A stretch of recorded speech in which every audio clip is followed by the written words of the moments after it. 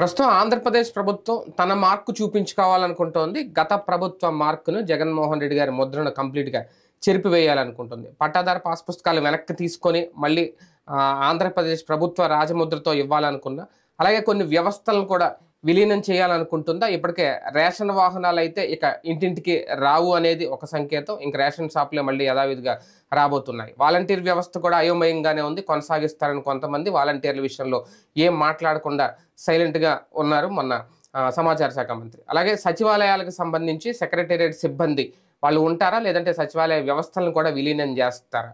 ఏ దిశగా పోబోతున్న వ్యవస్థలు, ఏ వ్యవస్థలు ఇప్పుడు ఏ వ్యవస్థలతో అనుసంధానం అయ్యే అవకాశం ఉంది? ఈ చర్చ ఇప్పుడు రాష్ట్ర వ్యాప్తంగా ఇదే అంశం మీద చర్చించే ప్రయత్నం చేద్దాం. సార్, ముందుగా జగన్మోహన్ రెడ్డి గారి మార్క్ అంటే ఎవరు అధికారంలోకి వచ్చినా వాళ్ళు మార్క్ మార్చేయాలని అనుకోవడం, పాస్ పుస్తకాలు, ఈ భూ సర్వేకి సంబంధించి పైలట్ ప్రాజెక్ట్ రూపంలో కొంతమందికి కొన్ని ఇచ్చారు. అవన్నీ మళ్ళీ వెనక్కి తీసుకొని మార్చడం అంటే ఒక పెద్ద ప్రక్రియనా, సింపుల్గా అయిపోద్ది? పెద్ద ప్రక్రియ, కానీ అది అవసరం కూడా, ఖచ్చితంగా చెయ్యాలి. అది చెయ్యకపోతే అంతకంటే అసహ్యం ఇంకోటి ఉండదు. ఎందుకంటే రీసర్వే, ఇప్పుడు పట్టాలు వేరు, రీసర్వే వేరు. పట్టా భూమి అంటే మీకు సో చోట ఇన్ని గజాలు ఇస్తున్నాం, 1 సెంట్ ఇస్తున్నాం, 2 సెంట్లు ఇస్తున్నాం అనేటువంటిది పట్టా భూములు అవుతాయి. అవును, ప్రభుత్వం ఇచ్చే ఇల్లు స్థలాలు. దాంట్లోనైనా ప్రభుత్వం ఇస్తుంది. అవును, ఎవరు అధికారంలో ఉంటే వాళ్ళు ఇస్తున్నారు. అంతే, రైట్, మంచిది. నీ పేరు కావాలి అనుకుంటే అట్ట మీదన నీ పేరు పెట్టుకో. అంటే ఒక ఫోల్డర్ ఇస్తావు కదా, ఫోల్డర్లో నీ పేరు పెట్టుకో. పాస్బుక్ ఒక ఫోల్డర్, ఫోల్డర్ పైన నీ పేరు పెట్టుకో. కానీ పాస్బుక్ అనేటువంటిది రాజముద్రతోనే ఉండాలి. ఎందుకు అంటే నువ్వు అతనికి సంపూర్ణ భూమి హక్కు ఇస్తున్నావు. భూమి హక్కు ఇచ్చేటటువంటి అప్పుడు ఆ హక్కు అనేటువంటిది అతని సొంతం అన్నది ప్రభుత్వంగా కానీ నువ్వుగా కాదు. అంతే, నీ వ్యక్తిగత ఆస్తి ఇస్తుంటే నీ ఫోటో పెట్టుకో, తప్పులే లేదు కదా. అట్లాగా దాంట్లో పోనీ నీ ఫీలింగ్ తెలియాలనుకున్నప్పుడు అది పెట్టుకో పైన, లేదా ఒక కవర్లో పెట్టి ఇచ్చేటప్పుడు పాస్బుక్ కవర్ పైన పెట్టుకో. ఇప్పుడు పెన్షన్ ఇస్తున్నప్పుడు ఎట్ట పెడుతున్నారు, ఇంకా మనకు అవకాశం లేదు కాబట్టి నోట్లో వాళ్ళకి ఇచ్చే పెన్షన్ మీద మనం బొమ్మలు ముద్రించుకోవాలి. అది పిచ్చతనం ఓ రకంగా. అది అప్పుడు కూడా మనం మాట్లాడుకున్నాం. రెండో కాన్సెప్ట్ ఏంటంటే, ఇప్పుడు భూ సర్వే, రీసర్వే అంటే ఏంటి? మన ఇల్లు మనకుంది, మన గ్రామాన్ని సర్వే చేశారు. సర్వే చేసిన తర్వాత సంపూర్ణ భూమి హక్కు అని ఇస్తున్నారు. అంటే మన ఆస్తికి మనకే కాగితాలు ఇస్తున్నారు. అంతే, మన ఆస్తికి మనకు కాగితాలు ఇచ్చేటప్పుడు అంటే సర్వే పూర్తయింది, ఇకపైన ఇది నీదే అని చెప్పడం. దాంట్లో నువ్వెవరు అసలు? దాంట్లో నీ బొమ్మ ఉండటానికి. మన బొమ్మ ఏమో పాస్పోర్ట్ బొమ్మ అంట, ఆయన బొమ్మ ఏమో ఇంత పొడుగుదట. అది 20 లక్షల మందికి ఇచ్చారట. ఎంత వెర్రితనం అది అసలు. మనం ఇప్పుడు దశాబ్దాలు కాదు, శతాబ్దాల నుండి భూమికి సంబంధించిన హక్కులు చూస్తున్నాం. ఎవడి భూమి దాంట్లో అడంగల్సి ఉంటాయి, లేకపోతే కనుక రకరకాలైనటువంటి విధానాలు ఉన్నాయి భూములు. కానీ ఎవడూ కూడా అట్లాంటి పిచ్చ పని చేయలే, బొమ్మేసుకోవడం అనేటటువంటి. అంతకంటే వెర్రితనం మరొకటి ఉండదే. అసలు అప్పుడే రేజన్ ప్రశ్న, అలా వేస్తే అది వ్యాలిడా అని. అలా బొమ్మేసి ఇప్పుడు మన డాక్యుమెంట్స్ ఉంటాయి, అది 100 రూపీస్ బాండ్ పేపర్, 50 రూపీస్ ఇట్లా ఉంటుంది తప్ప అక్కడ దాని మీద మన బొమ్మ, అలాగే ఆస్తి మందని మన బొమ్మ కూడా ఉంటుంది, దాని మీద వెనకాల ఎక్కడో చిన్న ఫోటో ఉంటుంది. అసలు వ్యాలిడా కదా, వ్యాలిడా కాదా అని. వ్యాలిడ్ కాదు అది, ఎందుకంటే దాన్ని పట్టుకుని బ్యాంక్కి వెళ్తే పొమ్మంటాడు. అదే కదా, ఒరిజినల్ పేపరే కావాలంటాడు. అంతే కదా, అది ఒక పెద్ద తప్పు. దానికి తోడు రీసర్వే కోసం పాతిన రాళ్ళు ఒక పెద్ద తప్పు. జగన్ సర్కార్ని భారీగా ఓడించడంలో కారణమైనటువంటిది ఆ పాస్ పుస్తకాలు, ఆ సర్వే రాళ్ళు. ఈ రెండింటిని కోట్ చేస్తూ మీ భూములు లాక్కుంటున్నాడు, ల్యాండ్ టైటిలింగ్ యాక్ట్ అని చెప్పి వీళ్ళు తీసుకొచ్చింది. దాన్ని వాళ్ళు అన్నప్పుడు వాళ్ళకి ఎందుకు నమ్మకం కుదిరిందంటే ఈ రెండింటి వల్ల. అంటే దీనివల్ల ఎవరికన్నా ఒరిగిందా? జగన్ బొమ్మ ఇంట్లో ఆ బొమ్మలో చూసుకుంటే ఓటేసేస్తాడా? అది చూసినటువంటి వాడు. కానీ ఆ పిచ్చెబడి పెట్టాడో గానీ అధికారిని చెప్పుచ్చుకొట్టాలి. ఎందుకంటే అసలు అట్లాంటి ఆలోచన చేసినటువంటి వాడికి కామన్ సెన్స్ లేనోడు. అధికారులే చేసేది అది. అధికారులు ఏంటంటే ఇక్కడ ప్రభుత్వం దగ్గర మెప్పు కోసం ఆ డ్రామాలు ఆడతారు. అదే కదా ఇప్పుడు ఈ పిచ్చ పెంచడం కదా. జీవోలో ఏమన్నా ఉందా బొమ్మ పెట్టమని? జీవోలో లేని ఎక్కడి నుంచి వచ్చింది అసలు? అంటే అది కన్సర్న్ అధికారులు చేసింది. అదేంటి మెహర్బానీకి, సార్ మీ బొమ్మ సార్ అని చెప్పుకోడు. ఆయనైనా అదేందయ్యా అని అడగాలి. అసలు ఆయనకి చెప్పుంటాడా? తెలియదు. రాళ్ల మీద బొమ్మ ఏంది అంటే అది అంతే. ఇవి ఆ అధికారుల అత్యుత్సాహం, ఆ కాంట్రాక్టర్ల అత్యుత్సాహం. ఏది రాళ్ళదేమో కాంట్రాక్టర్ల అత్యుత్సాహం, ఇదేమో అధికారుల అత్యుత్సాహం. వాళ్ళ అత్యుత్సాహాన్ని సమర్థించినటువంటి పార్టీ నాయకులు పార్టీ నాయకులు ఏం చేయాలి, వాళ్ళ వాళ్ళ ఏరియాలో జరుగుతున్నప్పుడు ఏందన్నా ఇదని వెళ్ళి జగన్ దగ్గర అడగాల. అంత అడిగే ధైర్యం ఎవరికి ఉందని ధైర్యం లేదు. ఇంకప్పుడు ఏమైంది జనాలలో, ఆ అధైర్యానికి పనిష్మెంట్ ఇచ్చారు జనం, ప్రజలు ఇచ్చారు తీర్పు. అది తీసేయడం కరెక్ట్. తీసేయాలన్నటువంటిది ప్రతి ఒక్కళ్ళ కోరిక. నా ఆస్తికి నువ్వెవడివి హక్కుదార, ఏది నువ్వివ్వడానికి, నువ్వేమన్నా దానం చేస్తుంటే పోనీ దాన విక్రయాది హక్కుల్ని ఇస్తున్నారని చెప్పి రాస్తారు, గిఫ్ట్ డీడ్స్. ఇదేం గిఫ్ట్ కాదు కదా, మన ఆస్తికి ఆయనకి అయితమైంది, అది తీయడంలో తప్పే. పట్టా పుస్తకాలు కూడా అంటే మన ఇచ్చినవి వెనక్కి తీసుకుని మళ్ళీ ఇవ్వడం అంటే ఏమైనా డిస్టర్బెన్స్ అవుతుందేమో ఈ గ్యాప్ లో. వర్క్ పరంగా చాలా పెద్ద ఎత్తున పెరుగుతుంది, కానీ అది జాగ్రత్తగా చేయాలి ప్రభుత్వం, లేకపోతే తలనొప్పి అవుతుంది. అంటే ఈ కాగితాలు ఇయే కదా బొమ్మలు ఉన్నటువంటి వాళ్ళ పాస్ పుస్తకాలు రీప్లేస్ చేయడం అవి ఇప్పుడు మళ్ళీ ఒక 20 లక్షలు 22 లక్షలు ముద్రించాలి, వాళ్ళందరికి వెళ్ళాలా, ఈ కాగితాలు సేమ్ టు సేమ్ వాళ్ళకి ప్రింట్ చేయించాలి. ఇది కనుక సక్రమంగా చేస్తే బాబు సర్కార్కి మంచి పేరు వస్తుంది. ఎందుకంటే ఇట్లాంటప్పుడే మళ్ళీ మిస్సింగ్ అధికారుల తలనొప్పులు చాలా ఉంటాయి. అది చెయ్యకుండా ఉండాలి. అయితే ఇవి కాదు కదా, గిఫ్ట్లు ఏం కాదు కదా, వాళ్ళ దాళ్ళకే కాబట్టి పెద్ద ఇష్యూ ఉండదు. లేదా ఇవి వ్యాలిడ్ కాదని మళ్ళీ మొదటి నుంచి బిగిన్ చేస్తే సరిపోయాయి. అదే ఇప్పుడు ఆల్మోస్ట్ ఇంకా అంతే, మళ్ళీ తిరిగి ఇవ్వడం అంటే మొదటి నుంచి, అంటే డిజిటలైజ్ చేసినయే కాబట్టి ప్రింట్ చేసి కొత్తది ఇవ్వడం ఇబ్బంది ఏం కాదు. ఆ బొమ్మ తీసి జగన్ బొమ్మ తీసేసి రాజముద్ర వేసేసి ఇచ్చేస్తే సరిపోతుంది. కాకపోతే అది సిన్సియారిటీ ఉండాలి, ఆఫీసర్లో సిన్సియారిటీ ఉండాలి, ప్రభుత్వంలో సిన్సియారిటీ. అదే ఎక్కడికక్కడ ఏ మండలం గ్రామం వాళ్ళే వార్డు సచివాలయాలు గ్రామ సచివాలయాలు భారీ ఎత్తున పెట్టారు. ఇప్పుడు అసలు సచివాలయాలు ఉంటాయా లేదా, ఉంచుతారా లేదా అనేది ఒక పెద్ద ప్రశ్న. విలీనం దిశగా అన్న నిర్ణయం తీసుకుంటే అది కరెక్ట్ అవుతుందా? ఈ విషయంలో నాకు కూడా సందేహం ఉంది. నిన్న ఆయన బాల వీరాంజనేయ స్వామి మాట్లాడినటువంటి మాటల్ని చూస్తుంటే పంచాయతీలు వీటికి మధ్యన అనుసంధానం చేస్తాం ఇదని చెప్పుకొస్తున్నారు. వాస్తవంగా తెలుగుదేశం జనసేన ఇద్దరి ఉద్దేశం కూడా జగన్ ముద్రలు చెరిపేయాలనుకుంటున్నారు పరిపాలన విషయం. అంటే గతంలో పవన్ కళ్యాణ్ గారు అన్నారు అసలు పంచాయతీ వ్యవస్థ ఉండగా ఈ ఎందుకు అనేది. అదే అంటున్నారు, సచివాలయ వ్యవస్థ మీద వీళ్ళిద్దరికి వ్యతిరేకత ఉంది. వాస్తవంగా అయితే గనక అది సరైన నిర్ణయం కాదని నేను అనుకుంటున్నాను. తీసేయడం సచివాలయ అనుసంధానం చేయడం కూడా తప్పే నన్ను అడిగితే. ఇంకా కావాలంటే వాళ్ళని కూడా ఇటు తీసుకొచ్చి జాబ్ లో పెట్టండి. ఇప్పుడు ఒక రకంగా చెప్పాలంటే ఉద్యోగుల సంఖ్య పెరిగిపోద్దేమో. వాళ్ళే అంటే వీళ్ళని సెక్రటరీని తీసుకొచ్చి పంచాయతీ ట్రాన్స్ఫర్ చేసుకోవచ్చు అంటున్నా. ప్రభుత్వ ఉద్యోగులే కదా ఇప్పుడు సచివాలయ ఉద్యోగులు కూడా. పంచాయతీ ఉద్యోగులు సచివాలయాలు వచ్చి, సచివాలయ ఉద్యోగులు పంచాయతీలు వేయచ్చు. మెయిన్ ఇదివరకు ఎందుకు ఆ వ్యవస్థ జనానికి నచ్చిందంటే ప్రభుత్వ అధికార యంత్రాంగం అంటే లంచాలతో కూడినటువంటి వ్యవస్థ, ప్రతి పనికి డబ్బులు తింటారు, అది పబ్లిక్కి తెలిసింది. అలాగే లేదా రాజకీయ ఒత్తిళ్లు, రాజకీయపరమైనటువంటి రికమెండేషన్లు వీటితో కూడుకున్నటువంటి వ్యవస్థ. ఆ వ్యవస్థ నుండి ఇది ఒక ప్రత్యామ్నాయమే. సచివాలయం అనేటటువంటిది అక్కడే ఉంటది, వాలంటీర్ తీసుకొచ్చి ఇవ్వడం అన్నటువంటి. అది కరప్షన్ కి చిట్ట చివరిలో కాస్త పేర్లు వినబడ్డాయి కానీ కొన్ని చోట్ల మాక్సిమం నాన్ కరప్టెడ్ అన్నటువంటి కాన్సెప్ట్ ఉంది. ఇంకోటి సర్వీస్ ఈజీగా అందింది, నెలల తరబడి ఏళ్ల తరబడి ఇబ్బంది పెట్టేటటువంటి పరిస్థితి కాకుండా వెంటనే పని అందినటువంటి వ్యవస్థ అది.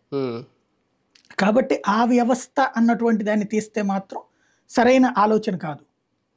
ఇప్పుడు అన్న క్యాంటీన్లు తీయడం అన్నటువంటిది జనాలకు ఎట్లాగా నెగిటివ్ అయింది, ఇప్పుడు అన్న క్యాంటీన్లు పెడతంటే ఎట్లా సంతోషపడుతున్నారు.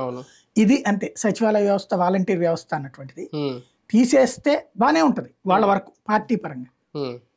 ఆ తరహా సేవ అందించగలగాలి. ప్రజలకు ఇబ్బంది కలగకుండా ఉంటే ఏ వ్యవస్థ ఉన్నా లేకపోయినా ప్రజలు పెద్ద పట్టించుకోరేమో, కానీ ఒకవేళ ఇబ్బంది కలిగితేనే లేనిపోయిన తలనొప్పి. అంతే కదా నేను అనేది. అదే సర్వీ ఇప్పుడు వాలంటీర్ల వ్యవహారంలో మంచి పని చేస్తున్నారు. ఏదో వెళ్ళి సచివాలయ ఉద్యోగులు వెళ్ళి ఇస్తారు, ప్రభుత్వ ఉద్యోగులు వెళ్ళి ఇస్తారు. అది టైంకి సకాలంలో అందేసింది అనుకోండి, వాలంటీర్ అనే ఆలోచన పెద్ద పట్టించుకోరు. అట్లాగే సర్వీసెస్ అనేటువంటిది ఇప్పటిదాకా ప్రభుత్వ కార్యాలయాలు ఇబ్బంది అవుతుంది కాబట్టి వీటిలో టైంకి అందుతున్నాయి కాబట్టి హ్యాపీగా ఫీల్ అవుతున్నారు. అది మార్చిన కొత్త వాళ్ళు సక్రమంగా అందిస్తే దాన్ని మర్చిపోతారు. అప్పుడు ఇప్పుడు అన్న క్యాంటీన్లు మొత్తం కలిపితే 300-400 కట్టిన వాటిని ఆపారు అన్నటువంటిది ప్రజల్లో ఒక ఫీలింగ్, చర్చ వచ్చింది కదా. ఈ 10,500 ఏం చేస్తారు? 10,500 మూసేస్తే, తీసేస్తే ఒక సచివాలయంలో దగ్గర 7 ఉంటారు ఎంప్లాయీస్, 5 నుంచి 7 ఉంటారు. 10 మంది చేసినట్టున్నారు తర్వాత. టోటల్ గా అది 2,000 మందికి ఒకటి. ఇప్పుడు 2,000 మందికి ఉండేటటువంటి సర్వీసు మళ్ళీ దాన్ని తీసుకొచ్చి 10,000 మందికో 25,000 మందికో పెడితే వర్కౌట్ కాదు. అంటే దాదాపు 1,00,000 మంది ఎంప్లాయీస్. పాలన పరంగా అంటే ఉద్యోగుల సంగతి పక్కన పెట్టండి, ఉద్యోగులు ఎక్కడికి పోరు, వాళ్ళని వేరే చేస్తారు. ఇంకా వాళ్ళకి వేరే డిపార్ట్మెంట్ లో పెడితే హ్యాపీనేమో, పని తగ్గుతుంది. ఇప్పుడు ఇక్కడ ఓవర్ వర్క్ ఉంది వాళ్ళకి సచివాలయ ఆఫీసులో, ఎందుకంటే అన్ని డిపార్ట్మెంట్ల పనులు అక్కడికే వచ్చేసాయి. రెవెన్యూ, మున్సిపాలిటీ, తర్వాత బర్త్ అండ్ డెత్ సర్టిఫికేట్ దగ్గర నుంచి అన్ని అక్కడే వస్తాయి, కుల సర్టిఫికేట్ నుంచి అన్ని కూడా అక్కడే ఇస్తున్నారు. కాబట్టి వర్క్ లోడ్ ఎక్కువైపోయింది వాళ్ళకి. వాళ్ళని మారిస్తే హ్యాపీగా ఫీల్ అవుతారు, కానీ కొత్తగా తీసుకున్న వాళ్ళు పని చేయగలగాలి కదా. రెండవది, ఇది ఇప్పుడు ఓ పంచాయతీ పరిధిలో దాదాపుగా ఒక 5-6 సచివాలయాలు ఉంటాయి. ఇప్పుడు అంటే పంచాయతీ, ఇది పంచాయతీ పరిధిలో ఇంతవరకు ఇక్కడ మళ్ళీ ఒకే చోటకి చేరిస్తే దాని వలన వాళ్ళలో ఒక అసంతృప్తి వస్తుంది పబ్లిక్ లో, మళ్ళీ వెళ్ళి చేతులు చాచుకోవాలన్న సమస్య. కాబట్టి అది ఆలోచించుకోవాలి.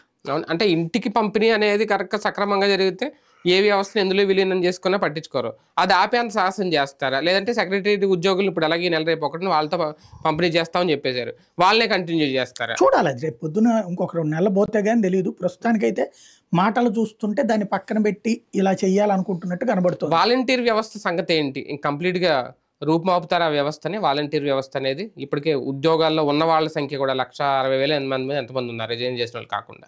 డోల బాల వీరాంజనేయ స్వామి గారు చెప్తున్నది అయితే అది ఉంటుంది అని చెప్తున్నారు, వాలంటీర్ వ్యవస్థ ఉంటుంది అని చెప్తున్నారు. అదే సందర్భంలో వాలంటీర్ వ్యవస్థకు సంబంధించినటువంటి లోపాలు సరిచేస్తామని చెప్తున్నారు. కానీ వాలంటీర్ వ్యవస్థని మార్చి కొత్త వాలంటీర్లను పెడతారా? పెట్టి వాలంటీర్ వ్యవస్థ కంటిన్యూ చేస్తే పెద్ద ప్రాబ్లం ఏం లేదు. ఇప్పుడు వాళ్ళే ఉండాలని రూల్ ఏం లేదు కదా, సరే ఉండొచ్చు, అదైతే ప్రాబ్లం లేదు. వాలంటీర్ వ్యవస్థ తీసేస్తే వీళ్ళ ద్వారా సేవలు అందిస్తే ప్రాబ్లం ఏం లేదు, సేవలు సరిగ్గా అందితే. అది ఎంతవరకు సాధ్యం అన్నటువంటిది 2 నెలలు పోతే గానీ తెలియదు వీళ్ళతో అవుతుందా లేదనేది. జగన్ మార్కున్న వ్యవస్థలు, జగన్ వచ్చిన తర్వాత కొత్తగా ఏర్పడిన వ్యవస్థలు ఇవే: సచివాలయం ఒకటి, వాలంటీర్ వ్యవస్థ ఒకటి, దానికి తోడు ఇంటింటికి రేషన్ సరుకులు పంపిణీ. మొన్న గుమ్మడి సంజయరాణి గారు మాట్లాడుతూ అసలు ఇంటింటికి ఉండవు, మీరు వచ్చి తీసుకోవాల్సిందే, మళ్ళీ రేషన్ షాపులను మేము రీఓపెన్ చేస్తున్నాము, అక్కడికే తీసుకురావాలి. అది పెద్ద ఎదురు దెబ్బ అవుదా? అదంటే అది కూడా అలవాటు అయిపోయింది కదా. చూడాలి, అది వాస్తవంగా అయితే కనుక పబ్లిక్ అయితే అది బెనిఫిట్, ఇంటికి రావడం అన్నటువంటిది. వీళ్ళు ఏమంటున్నారు దాన్ని, అదేదో రేషన్ షాప్ దగ్గర అయితే, డీలర్ దగ్గర అయితే నెల రోజులు ఎప్పుడైనా తీసుకోవచ్చు, దీని దగ్గర అన్నటువంటిది. రేషన్ డీలర్లు కావాలన్నటువంటిది కోరిక ఉంది. బేసిక్ గా పబ్లిక్ అయితే ఇది బెనిఫిట్ అయింది. ఇప్పుడు వాస్తవంగా ఇంతమంది రేషన్ డీలర్లు తింటారనే మాట బదులు ఇప్పుడు వీళ్ళు తింటున్నారు అన్నటువంటి ప్రచారం నడుస్తుంది వెహికల్స్. కాబట్టి ఇక్కడ వీళ్ళకి వచ్చే ఆదాయం పోతుంది, మళ్ళీ వాళ్ళ ఆదాయం వస్తుంది, మంచిదే. డీలర్లకు కమిషన్ పెంచి వాళ్ళకి కనుక, ఇప్పుడు కమిషనే వాళ్ళకి పెద్ద సమస్య. నాకు తెలిసి 2,500, 5,000 రూపాయలు, మాక్సిమం 10,000 లోపే ఉంది వాళ్ళకి నెల సంపాదన డీలర్ కి, జీతం పరంగా, కమిషన్ పరంగా వచ్చింది. దానికి తోడు వాళ్ళు ఇన్వెస్ట్ చేయాలి, ఏదన్నా కొనడానికి డబ్బులు వాళ్ళే తెచ్చి పెట్టుబడి పెట్టాలి. అంటే ఇప్పుడు మన ఫుడ్ కార్పొరేషన్ దీని నుంచి తీసుకుంటారు కదా, సివిల్ సప్లైస్ తీసుకునేటప్పుడు ఆ డబ్బులు వాళ్ళే పెట్టుబడి పెట్టాలి. ముందు డబ్బులు సరుకు ఇచ్చేసేసి డబ్బులు తీసుకోదు గవర్నమెంట్, వాళ్ళు డబ్బులు కట్టాకనే సరుకు రిలీజ్ చేస్తారు. అది తీసుకెళ్లి ఇచ్చేటటువంటి సందర్భంలో ఖర్చు, ట్రాన్స్పోర్టేషన్ ఖర్చు అదంతా వాళ్ళకి భారమే అవుతున్నారు. అదంతా కలిపిన వాళ్ళకి వస్తున్నది కేజీ బియ్యానికి రూపాయి వాళ్ళకి కమిషన్. ఆ కమిషన్ పెంచి వాళ్ళ చేతనే అందజేస్తే బాగానే ఉంటది.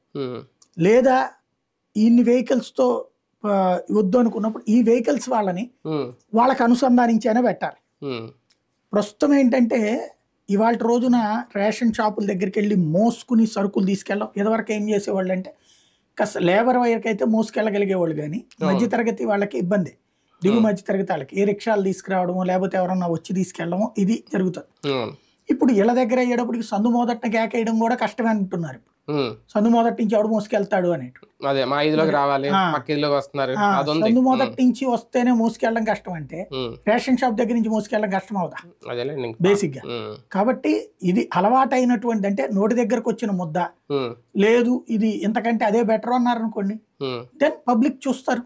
వాహనాలు తీసుకున్న వాళ్ళకి కూడా ఇబ్బంది అనేమో, అదేనా జరిగితే వాళ్ళకి 16,000 ఎంతో అప్పుడు ఇచ్చి లోన్ ఇప్పించి ఆ వెహికల్ తీసుకుని ఒక డ్రైవర్తో పాటు ఒక అసిస్టెంట్ని ఎవరినో పెట్టారు. ఇప్పుడు ఆ వ్యవస్థ లేకపోతే వాళ్ళ ఉపాధి పోయినట్టే. మరి ఇప్పుడు ఆ వెహికల్ ఏం చేసుకుంటారు వాళ్ళు, ఏంటి, అది కూడా పెద్ద ఇబ్బంది అవుతుంది, చాలా పెద్ద సమస్య. దాదాపు లక్షలాది మందితో సమస్య. ఎందుకంటే 25,000 రూపాయలు వస్తున్నాయి. 20,000 అతనికి, 5,000 అసిస్టెంట్కి. అట్లాగే ఈ బియ్యము ఈ వీటిలో నుంచి కనీసం నాకు తెలుసు 10-15,000 రూపాయలు ఒక్కళ్ళకి మిగులుతాయి. ఏది వాళ్ళు కొనుక్కోకపోవడం వల్ల వీళ్ళు చేస్తున్నటువంటి వేరే వాళ్ళు కొనుక్కుంటున్నటువంటి దాని వల్ల వస్తున్నాయి. అది మిస్ అవుతుంది. అంటే దాన్ని మనం చట్టబద్ధం అనలేదు. అది పక్కన పెడితే మిగతా అంశం ఎప్పుడు కూడా చర్చకు వస్తుంది.